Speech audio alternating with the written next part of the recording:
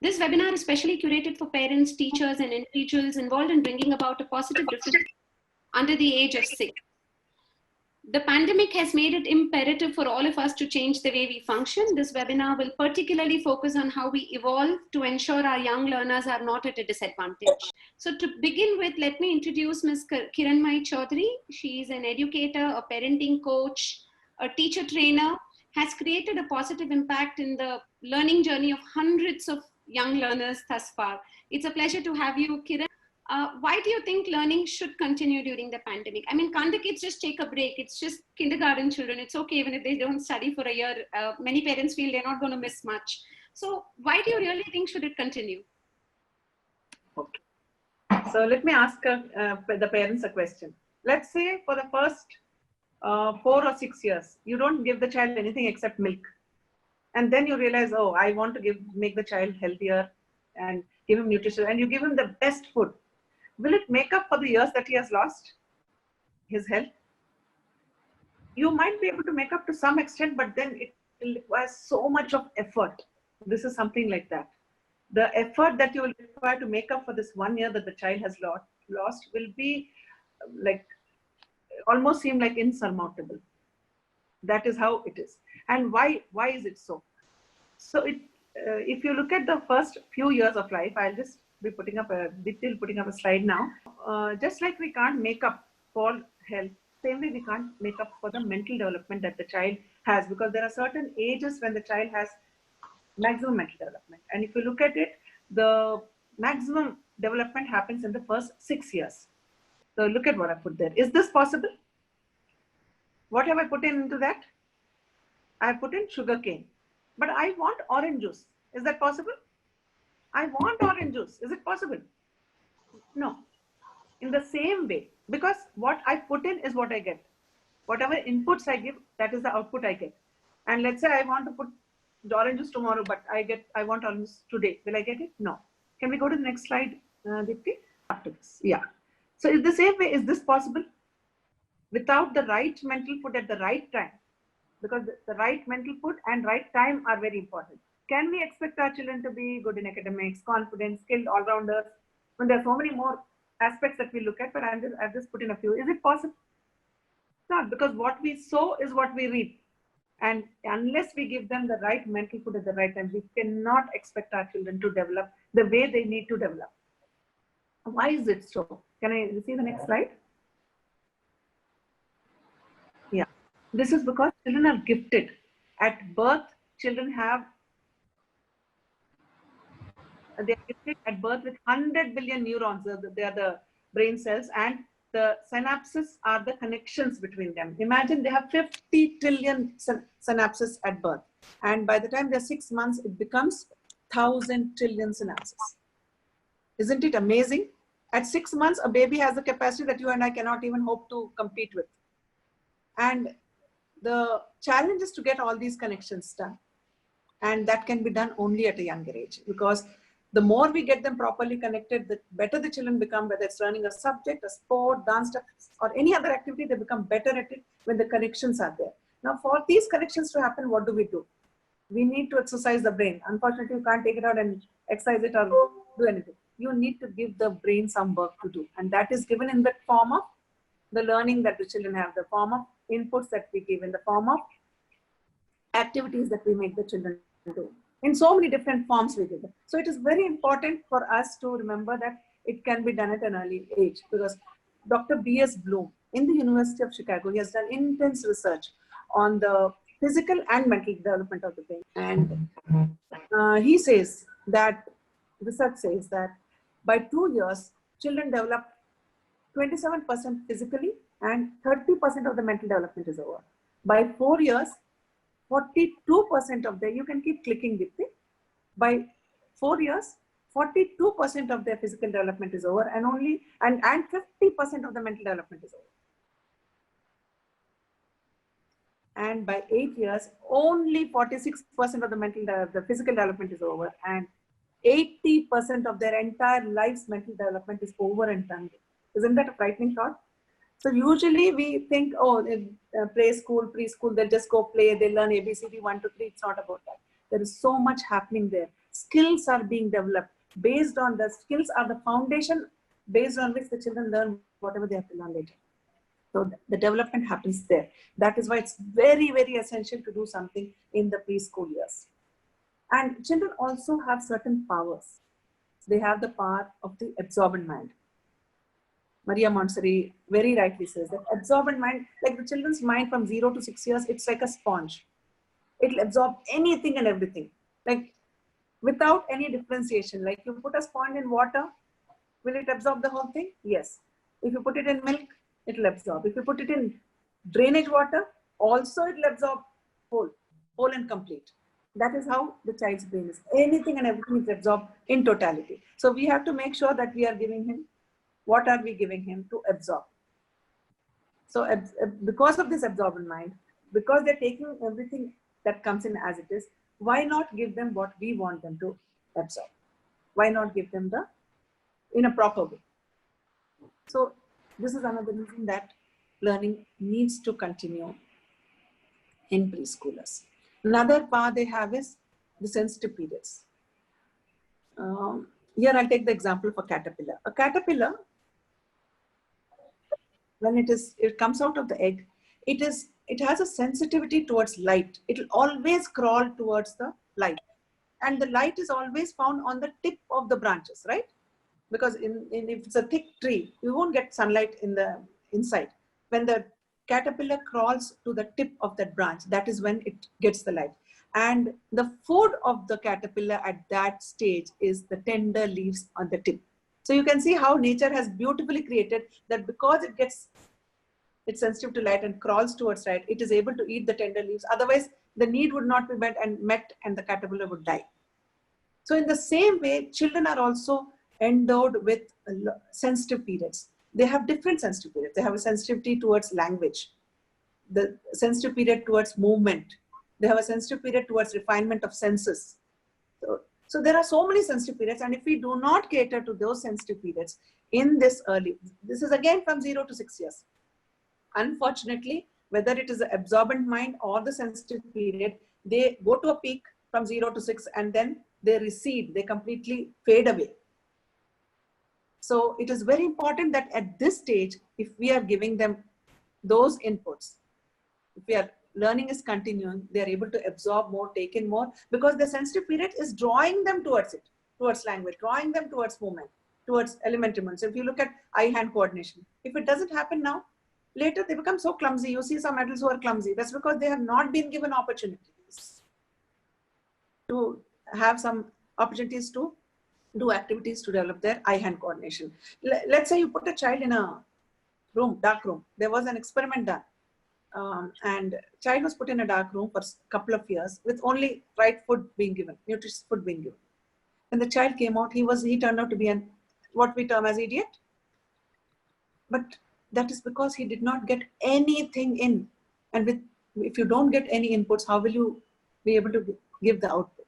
So all of us want our children to be highly skilled, confident, but are we giving them the right inputs at the right time, right? Mental food at the right time. All of us as parents, we want to give them the best, right? But usually we are all thinking of what do we feed them. Learning usually is not focused upon. Like I said, usually we think, oh, they'll go to school, they'll learn ABCD and 1, 2, 3. Learning is not about ABCD and 1, 2, 3. We need to remember that. The American Association of Pediatrics, one of the doctors had said that there is a very small window for reading, for any learning to happen in that early childhood. And if it is lost for good. So that is why it is very, very important that preschoolers continue with their learning. Come what may. And it is not just about 1 year. I would say that every minute, every second a child is in a learning environment, it makes a difference. Because you look at it, how much can you learn in half an hour as an adult? Hardly anything. But if you put a child for a few seconds, they can learn. You show them 5 pictures, like we do this encyclopedic cards, for example. We show them 5 pictures of different breeds of dogs. They will tell you that this is what it is. That is how quickly they grasp. In seconds, that's the capacity they have. And why are we wasting that capacity by just leaving them to their own devices? Yeah. Wonderful. Thank you, Kiran. That was some really good input. So what we understand is learning is anyway happening. I mean, they are absorbent minds, like you said, and it is better that it is learning by design than learning by default, because we don't want them to absorb things that are not relevant, and rather absorb things that we would want them to by design, and create a program that really enriches that learning experience for them. So thank you so much for your inputs. I know there are a lot of teachers on this in the participant list apart from parents, so maybe the speakers can also add on a few points for the teaching community. I'm sure they'll have takeaways too. And moving forward, I'll take up with Meenakshi. Meenakshi is a clinical psychologist, and she's very passionate, especially about learning and teaching, and exclusively works with children with learning disorders and developmental issues. So a lot of work done in that field. Given this experience, what do you think is the impact of this pandemic on the mental health of these young children? And what is it that teachers and parents can do to mitigate this impact? One thing is that during the current time, it is, very important for us to look at what do we mean by promoting our child's mental health. And so for the parents out there, if you could take a moment right now and just think that right now, if this COVID situation wasn't around, and you were in a land where it didn't matter whether your child was successful, whether your child was strong, or whether the child was socially well behaved, I would just want you to look at what is it that you really want your child to really learn. Yeah. So we do see that the COVID has probably impacted us in a very strong way, and it has probably shaken some of us, shaken the institution, organization, and the government from the core.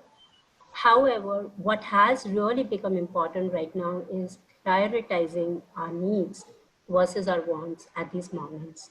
So, uh, you know, uh, what really happens is that uh, during our day-to-day chores, before the COVID, we weren't really looking at what our needs were, what our wants were. And I think right now we could actually consider that this is an opportunity that we can definitely use in order to provide a balanced life for ourselves and for our kids.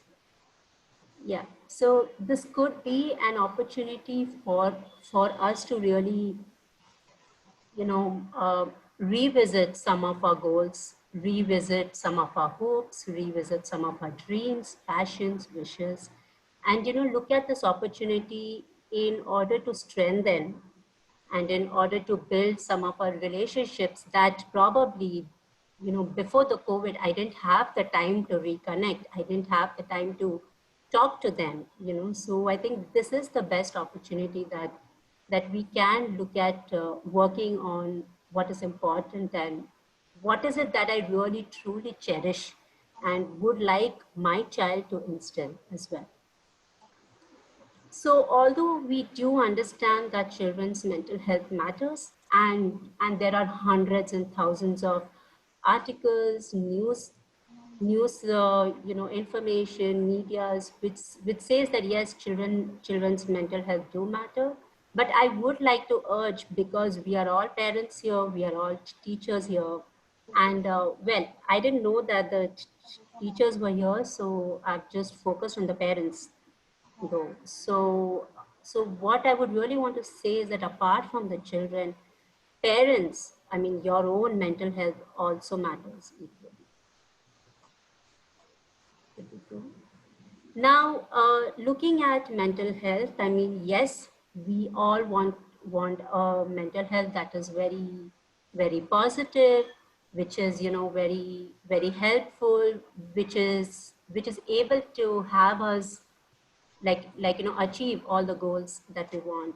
However, through the mindfulness, because I do practice mindfulness work, so some of the obstacles that do come in the way of your seeking the opportunities or revisiting the goals and everything could be a that is an idea of being a perfect woman or a man, and the fact that I want to continue to be a perfect homemaker, be it a pre or a post COVID situation, and I want to continue to be an effective bread earner. I mean, come on, that's not possible.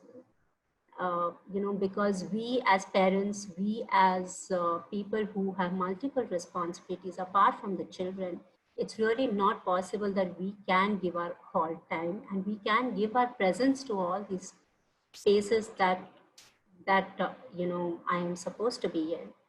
And I think I would also like all the parents out there to really look at your own ideas of you being a super mommy and a super daddy to your kid. If at all your kid tells you that you're not being that mom and that dad that I want you to be, I think that's the moment for you to pause and really have a conversation with your child and look at what is it that is the idea of a child, of what is it that he thinks or she thinks about you as a mom and a dad. And I think the other thing that we really need to look at is either when your child is learning, especially on an online platform, and you working from home, is the question of how much am I being productive? Like, do I really need to finish all those 10 tasks that was assigned to me?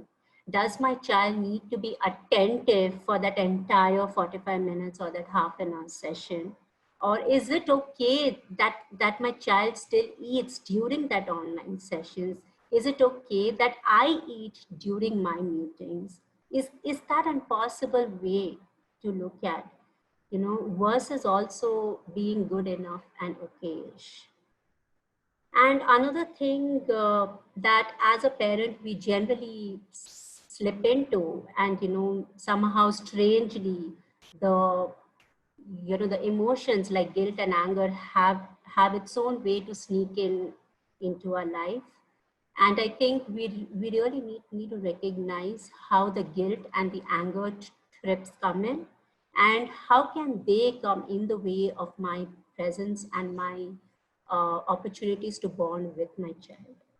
Now the question is, how do we work towards this? So let's say I have identified these obstacles, but now how do I work towards it with my child and with myself? So A is you being aware of the current situation that you're in, being aware of the current demands that are put on you, which will enable you to be available to listen to what the other person is telling, to what your child wants you to listen to.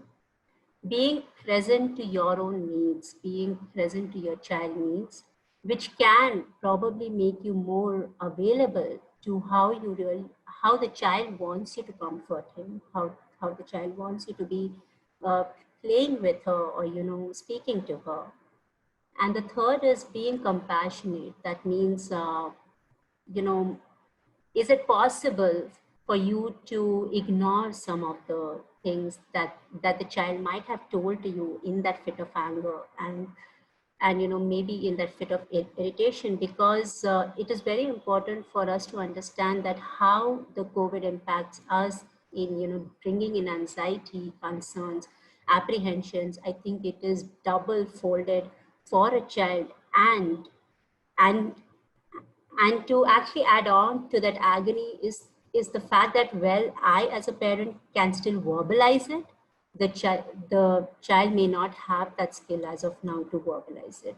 So I think we just need to be sensitive to the fact that yes, I may have behavioral issues, I may have the child not listening to me, but can I still reassure the child that yes, the situation is bad. Yes, you cannot get your favorite toy. Yes, you cannot meet your favorite aunt. Yes, you cannot go out in the playground. But is there something that we can do it here at this home space? Is there a way that, yes, I will still keep you safe even if you fall sick? I think this is what the child might want to hear from you. Next slide. So one of the ways that I feel will really help us is to follow the 5 skillful habits. Now, 5 skillful habits are a very simplistic way of being aware, being present, and being compassionate. So in case of respect for mortality, that means honoring your life, honoring the fact that you are living today. You might fall sick sometime. Your relative or one of your family member or your child might fall sick. Yeah. So for the respect for mortality is to have conversations around life, illness, sickness, and death according to the child's age. I would urge the parents not to shy away from speaking about these topics, because it is important for them to understand that everything that rises has to fall. So, now that COVID is here, yes, it is impacting us all, but this will eventually reduce. I think we need to start uh, teaching them about what life actually is, rather than just saying them that everything is rosy. Having conversations around how you as a parent feel during the COVID, normalizing some of the fears, some of the fact that yes, you are too scared, and you also miss meeting your friends, you also miss meeting your parents, and how has that been for you? I think this would actually bring out the genuinity inside you. And the third is that as a parent, we can probably try and practice and also educate about the hygiene habits at home, because we know and we understand that kids learn a lot through modeling and also copying. And we can continue to practice the act of social distancing and also keep saying the child as to why is that important for him or her. The next is practicing generosity. And this is one of my favorites because I believe more is never enough, especially at this moment. So if you are there, if you are right now with your child around, if you're seeing the child around, have your child come to you, provide the hugs, provide the kisses. You do not have to stop yourself from that. Continue to provide a lot of verbal appreciation, not only to your kids, but probably to your spouses, to your elder siblings. Have the siblings also provide the verbal appreciation to each other as well. Increasing the number of times that you might ignore the small faults and mistakes, because this is definitely not the time to focus on that. Increasing story time, dancing time, cooking time, play time, not only time. Like some of the kids about maybe especially the toddlers, they really want you to imitate their own expressions, and I think that's the best way to connect with them. Next is to increase opportunities to actually touch and provide positive strokes, and let them know every time, every second, that they are important.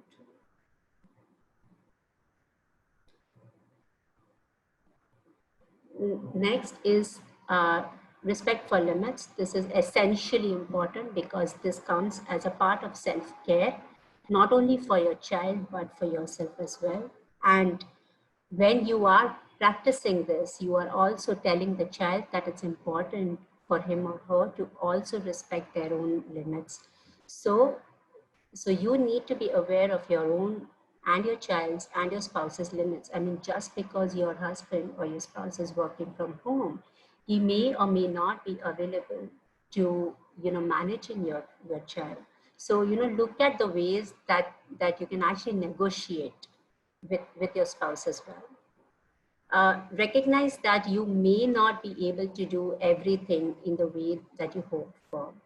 Understand that your presence is vital, especially if the child is attending an online session. That means just switching on the online classes and expecting the child to sit is a lot to ask for right now. So can there be a possibility that maybe I can finish my chores a little earlier, or, you know, the things that I thought might be important, can I push that after the child has finished the session and then sit with the child during their online sessions? And also letting the child know of how much you can be present and not be present, and also letting them know that it's okay if he doesn't want to talk or play or even attend the sessions sometimes. And most importantly, in this area is to keep up your promises. So if you have promised to bake that cake for your child, or if you have promised to do something for the child, if you have promised a story time, please do that. Next is a compassionate speech. Now, this goes with the fact that you have to continue to have conversations around their hopes and dreams, about their emotions, and, you know, what is it that they are going through during this COVID time. Continue to appreciate the child, as I said before, and also tell the child as well that it's okay that he is not productive enough and he is not in the mood to do an activity, and maybe also that he wasn't able to pay attention as he or she wanted to pay attention. And it's also okay-ish to know and remember a few concepts and not others. Mindful consumption.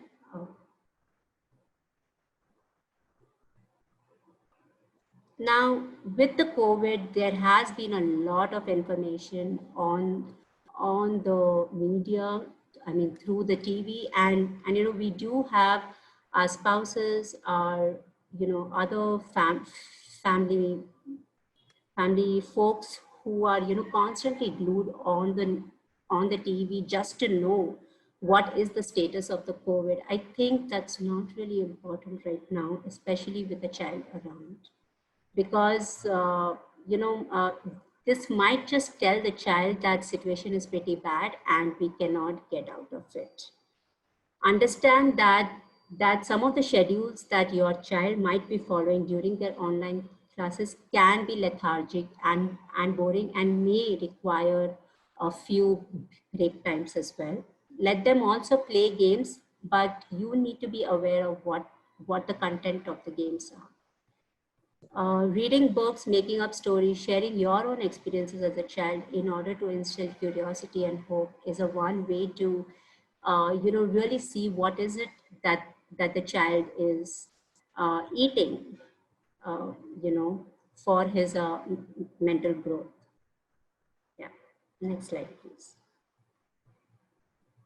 So these are some of the slides which just say some of the activities that you could do with your child. Like, you could have a glitter jar, you could have the mindfulness 5, 4, 3, 2, 1 concepts, wherein the child can just tell you the 5 things that he sees, the 4 things he can touch, 3 things he can hear, 2 things you can smell, and 1 thing you can taste. Next slide, please. And these are some of the exercises that are available online. So you could also, in order to introduce conversations around emotions, there are these great books that the child can read. That is Ruby's Worry, The Color Monsters, and these are really amazing books. And you could also do the mindfulness exercises as well, which are especially for the child. Next slide, please. Yeah, thank you. Thank you so much, Meenakshi. It was wonderful. I think you covered such essential points. And like you rightly said, it is just leading by role modeling, because children observe so much, and not just what our behavior to them, but our behavior to everyone else around us makes such an impact on what they are learning through us. And it's so true that as adults, maybe we realize our emotions, we know we are confused, we know we are irritated, we may not know why, but we are at least able to pinpoint on an emotion and say, this is what I'm feeling, and maybe even express it. But young kids aren't able to do it. So it becomes all the more important for teachers and parents at home, and even teachers in their online classes, to kind of identify what emotional challenges the child is going through and help them talk over it in the most positive manner. Thank you so much for this wonderful. Going forward to Mikita. So Mikita is a management graduate turned special educator by choice. One of those educators who looks at, who's maybe experimented a lot of other things and then got into education by design, owns a chain of preschools and is also a consultant to many counseling centers for children. So Mikita, the prompt to you is, what do you think, how do you think can schools make learning effective in these circumstances, change circumstances? And isn't it difficult to channelize energy of kids confined to their homes in the given time?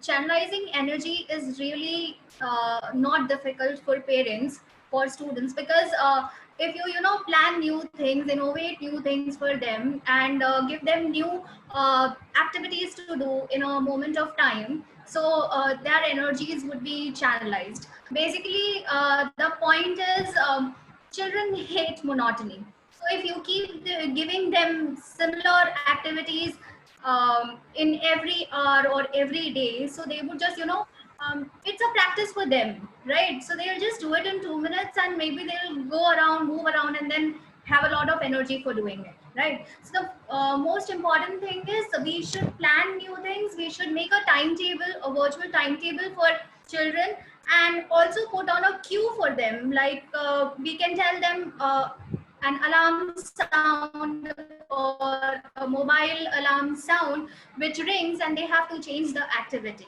Yeah. So I would be sharing few activities when I converse, and I will take how schools can effectively help in it maybe at a later part. But first, we'll go through the activities once. So as we have been already discussing, Meenakshi ma'am has said that you have to be the role model for your children, right? So children do not like solitary play at preschool levels. They always want attention. They always want people to look out for them. So what you can do is, you can indulge them in parallel play. Okay, so if it is a mother who also needs to do home chores, and maybe cook chapatis, so she could give play-doh to child and tell them that you also have to make the chapatis, and maybe fun play, you make the chapatis in different shapes, circles, triangles, and let the child do that also. So this will not only help them to model you and feel adult-wise, like I am doing the adult role into it, but would be indulging in it also, and simultaneously improving the fine motor skills of the child with that thing. You can also tell them to do some organizational activities, like telling them to get 2 tomatoes from the refrigerator, get 4 potatoes from outside, and so you are making them run. You are giving them new activities to do, also by teaching them vegetables, also by teaching them numbers. So this is one thing which you can do with them, indulge them with parallel play. One more thing that channelizes the child's energy most is the role play.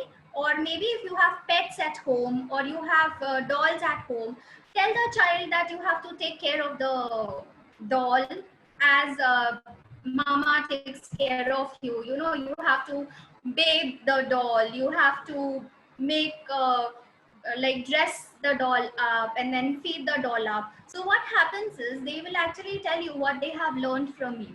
You need not go and ponder and ask them what you have been doing. Have you learned this thing? Have you not learned this thing? My other suggestion would be, like, at this preschool stage, we not only want our child to learn academics, right? ABCD 1 2 3, but we also want the holistic development for them, holistic and right development for them, as Kiran ma'am had said. So maybe for concentration exercises, the first thing in the morning, what you can do is plan yoga for kids, and maybe let them do brain gym exercises. For an example, holding finger like this and counting to 10 with each finger.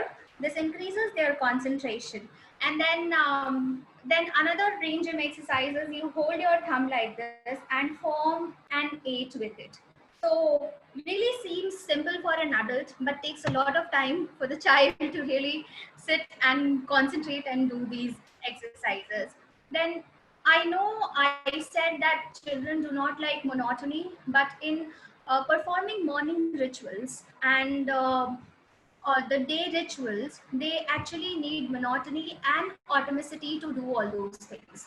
Like you do not need have to tell them, that when you have to get up, then you go to brush your teeth, then you go for potty, then you have to drink milk. Rather than that, if you put up pictorial pictures of what they have to do in your bedroom itself, so they will look at it, they will visualize it, and they will do it themselves. So their memory will increase, and you get the automaticity of performing these tasks as well. This is something for memory and concentration. If you want them to pay attention to you in some ways, so what you can do is you could create a prompt for them. Maybe whenever you are speaking something important to them, you can touch them and tell them that this thing is important. So this will give them a cue that they have to be attentive to what you are speaking. Maybe whenever they're attending online sessions also, like parents have this thing that my child is drifting and attention is going and moving. So what you can do, the teacher can, create a prompt, the parents can create a prompt wherein you get the cue that you have to now pay attention to it. And moreover, I think, there are few ADD and ADHD children who actually, squirm in the seat and fidget and look here and there. It happens with all the children to actually pay attention to what they want to learn. Because I would like to share this with an example. There was a boy in our school who used to sleep in the class. So the teacher complained, like she was teaching that the boy is sleeping in the class. The same evening, the mother is sending me the video showing me the child is talking about the life cycle of the frog. Now the point is, when the teacher sent me the video, she was teaching about life cycle of the frog. The child was sleeping and grasping that thing, but that's a very rare case when a child sleeps and does it. But then they always have this thing about squirming and looking here and there, but actually paying attention to the tasks. Now there are other activities wherein you can increase their cognitive abilities, like problem solving, like organization skills, which I've already told about. For problem solving, a very normal problem is, suppose there are two siblings and who is going to go first to perform an activity. So you can tell them, you can play rock and scissors and decide for yourselves. So that is a problem solving activity for a child at that level. So basically you teach them to grow further, right? Other things are, we get into puzzles, we have sorting activities, which I will just share a slide and show you these things, and we'll just go about them in 5 minutes. So this is a kind of a visual timetable I was talking about. So the child gets up, does yoga, then run laps, then does jumping jacks. I am sure trampoline is not there at the home, but sure you can tell them to jump on the sofa or a bed for some time to, actually channelize their energies, because half an hour of exercise will make your child sit for 10 minutes of attention. So you actually need all these kind of things. Then this is the visual timetable which you can follow whole day. You can put one thing about attending online sessions for schools also in the timetable. Then next is, this is a kind of a puzzle wherein you already have few Lego blocks or any other kinds of blocks at home, and you can design and put your puzzles and make the child actually match the piece and put it into it. We go on to the next question, which you had asked about how schools can do it effectively, like the learning when it happens. So I would like to state a story relating to it. So the point is, there is this one very big manufacturing company, and what happened was the main machine got stopped working. So what they did was they called on many mechanics to repair that machine. Every mechanic came and they hit the hammers here and there and everything. And what happened was they were not able to repair the machine. So one day one mechanic came and he repaired he just hit one hammer and the machine started working. So when he went to the owner asked him the cost, like what is the cost of the repairing. So the mechanic said 1,000 rupees. So the owner said the others only charged me 100 rupees. Why are you charging 900 more for that? So he said, I am charging only 100 rupees for hitting the hammer, but the other 900 rupees which I am charging is for hitting at the right place in 1 minute. So this is what I want to say, that this is the role of the teachers and schools actually in helping them learn effectively. Because, you know, I might share hundreds of ideas here about, you know, setting up puzzles, setting up obstacle hurdle race at home, and, you know, coloring activities like that. But what actually is right for your child at this age, our teachers are trained for it to do it. You might not know what kind of a learner your child is, but the teachers are regularly, you know, updating themselves, learning new things, and observing your child to understand what their real learning style may be. So what happens is, if you collaborate with school, you will actually get out of those 100 ideas the 10 most effective ideas which are important for your child. So you might get many worksheets available free on YouTube, on or any videos which are available on YouTube as such. But what actually is right for your child? You might select an audio or a rhyme which states numbers from 1 to 100, and your child is only in nursery and needs to only learn 1 to 9. So as rightly Kiranmai ma'am said, that if I am putting a sugar cane and what I want is an orange, is actually not possible with only parents working with a child. It is a collaborative effort of all the caretakers, of all the people who come in contact with the child. The other thing is, after 2 years, when we actually decide to send the child at school, the foremost important thing is we want the child actually to learn from another source except parents, right? It might happen after the pandemic, the children might not want to go out if they are only in contact with you. So how will you send them to other places? When they attend online classes, when they're attending classes with their children, and they have a behavior to manage, like sharing things with peers. So if there are no peers around, how are you going to actually tell them to share things with only one sibling at home? How are you going to tell them to wait for their turn, to answer anything, to play with toys or anything, when you have no, as it is due to pandemic, you are practicing social distancing. The child is getting aggressive only seeing 2-3 faces at home, and he wants to explore. So the school actually gives all the experiential learning in between transitional activities for them, so that, you know, they can learn, they can, and peer teaching and buddy system is very important for the children to, you know, do it. So only sitting at home and only one thing will not make the right learning possible for the child. The child might learn thousands of things, but, you know, there will be wrong neuron corrections happening. If you want right connections to happen, the role of school is very important in this. So, you know, as American Association of Pediatricians have said, that 1.5 hours, 45 minutes, 1.5 hours of screen time is okay for the child. So why not use it in a very productive manner, but it should be controlled, right? They also have a statement that it should be controlled. So why not control that thing with the parents, with teachers and parents, of what they have to learn, and make it happen in a constructive way.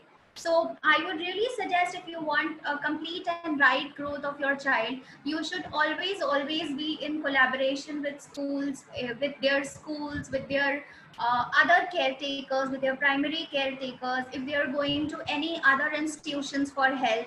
So that will be the right way of learning. Otherwise, the child will learn all wrong things, and there'll be no complete and holistic development for the child. The child might only learn cognitive skills, might only learn language skills, might only learn um, any other skills, but creative skills. But what about the social skills? What about the emotional regulation skills?